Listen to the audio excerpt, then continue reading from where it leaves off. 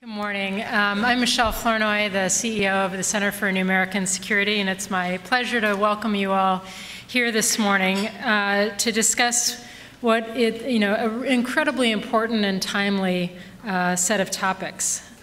As you all know, over the last 13 years, more than 2.6 million service members have deployed to Iraq, Afghanistan, and other theaters of war. Many of these individuals have seen not only one, but 2, 3, 4, or more deployments. Obviously, this kind of multiple deployments, this tempo of operations, put a lot of strain on the all-volunteer force, and there was a time when many thought that the force might actually break. What's remarkable has been the incredible resilience of the all-volunteer force, even during this very difficult time. But that resilience is not something we should take for granted.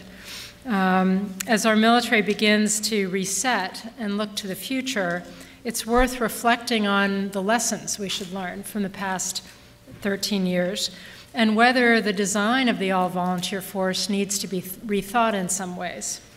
So this morning, our first panel, moderated by Lieutenant General Dave Barno, will focus on how do we bridge the civil-military divide?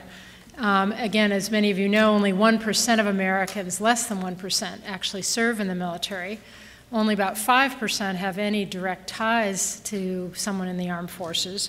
You know, I can recall my own wedding was sort of an example of this. You had one side of the aisle with my husband's friends, which were largely in uniform, and the other side of the aisle with my friends, most of whom had never actually met someone in the military. So, you know, how concerned should we be about this civil-military gap in our society?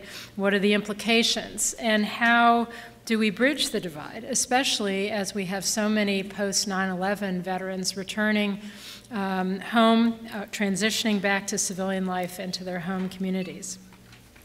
The second panel will be moderated by Phil Carter, who leads our Military Veterans and Society program at CNAS, and that will grapple with redesigning the all-volunteer force for the future.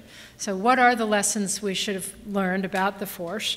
What are the long-term trends and challenges that we see as we look to the future?